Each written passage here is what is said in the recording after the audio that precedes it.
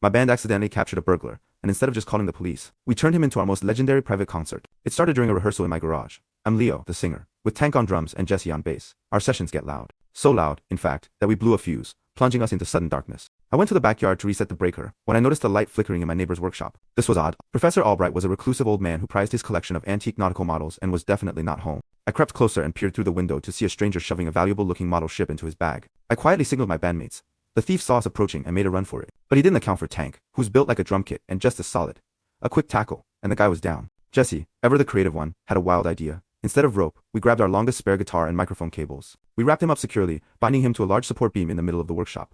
But that felt incomplete. Jesse, grinning, placed my ridiculous star-shaped stage sunglasses on the man's face. Tank added his spare snare drum, strapping it around the thief's neck like a bizarre necklace, to complete our masterpiece. I set up an unplugged microphone on a stand right in front of him, as if he were our special guest vocalist. While we waited for the cops Jesse had called, we brought in our battery-powered amp.